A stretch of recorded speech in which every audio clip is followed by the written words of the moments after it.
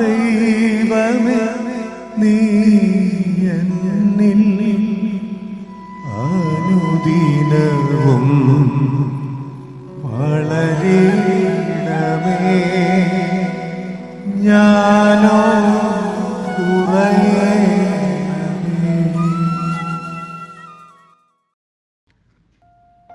വിശുദ്ധ മത്തായി സുവിശേഷം അധ്യായം 18.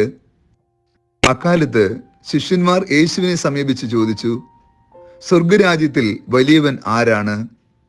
യേശു ഒരു ശിശുവിനെ വിളിച്ച് അവിടെ മധ്യ നിർത്തിക്കൊണ്ട് അരുൾ ചെയ്തു, സത്യമായി ഞാൻ നിങ്ങളോട് പറയുന്നു, മാനസാന്തരപ്പെട്ട് ശിശുക്കളെ പോലെ ആകുന്നില്ല എങ്കിൽ സ്വർഗരാജ്യത്തിൽ പ്രവേശിക്കുകയില്ല.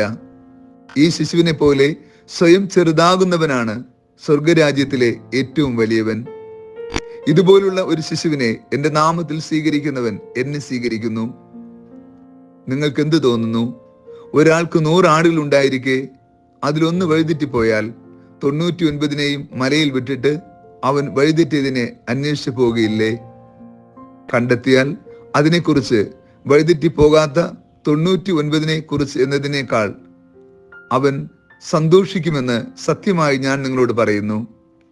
ഇതുപോലെ ഈ ചെറിയവരിൽ ഒരുവൻ പോലും നശിച്ചു പോകുവാൻ എന്റെ സ്വർഗസ്ഥനായ പിതാവ് ഇഷ്ടപ്പെടുന്നില്ല.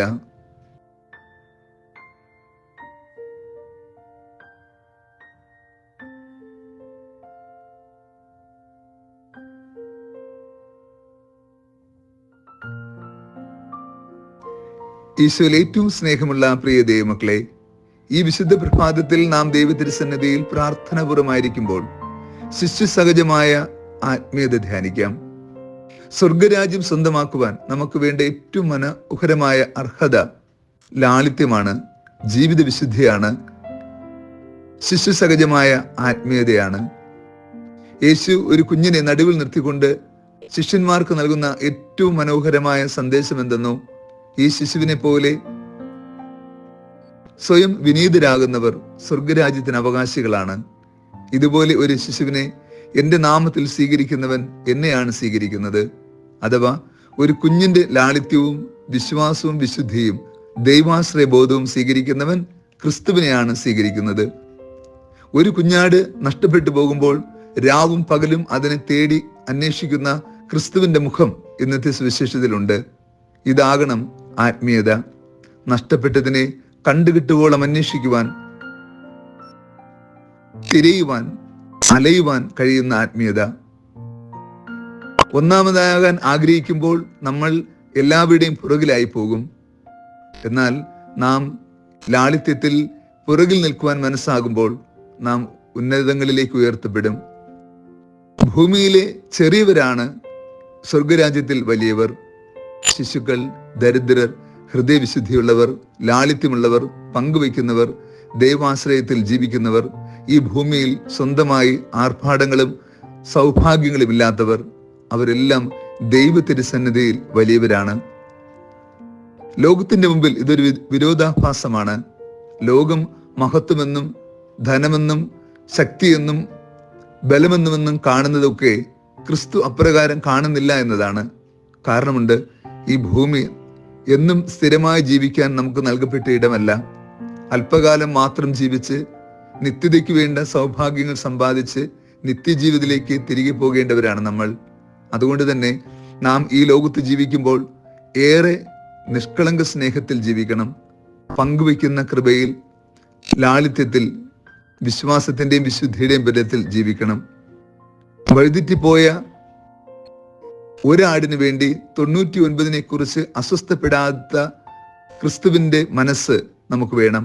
അഥവാ ഓരോ മനുഷ്യന്റെ ജീവിതവും വീണ്ടെടുപ്പും നമുക്ക് പരമപ്രധാനമാകണം. 99 ഉണ്ടല്ലോ എന്ന് കരുതി സമാധാനിക്കുന്ന ആത്മീയത ആകരുത് നമ്മുടേത്.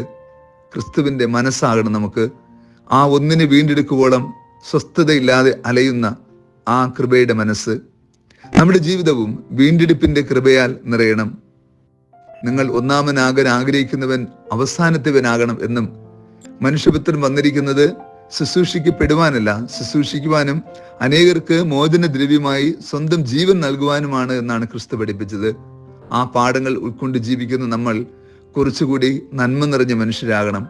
നമ്മുടെ ജീവിതം എപ്പോഴും ലാളിത്യത്തിൻ്റെയും വിനയത്വത്തിൻ്റെയും നിഷ്കളങ്കതയുടെയും പ്രതീകമായി മാറണം.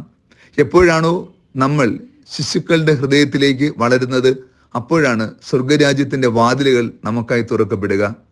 നാം ഹൃദയം കഠിനമാക്കി കൊട്ടിയടയ്ക്കപ്പെട്ടിരിക്കുന്ന നിത്യതയുടെ വാതിൽ കൂടുതൽ കരുണയോടും വിശ്വാസത്തോടും വിശുദ്ധിയോടും ലാളിത്യത്തോടും കൂടി ജീവിച്ച് വീണ്ടും തുറക്കുവാൻ, നിത്യത സ്വന്തമാക്കാൻ നമ്മെ യോഗ്യരാക്കണമേ എന്ന് ഈ വിശുദ്ധ ദിനത്തിൽ പ്രാർത്ഥിക്കാം.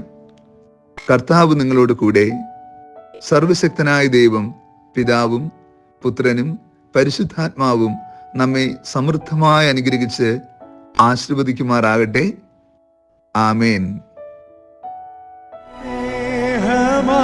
ദൈവമേ, നീ എന്നിൽ അനുദിനവും വളരണമേ. ഞാനോ കുറയേ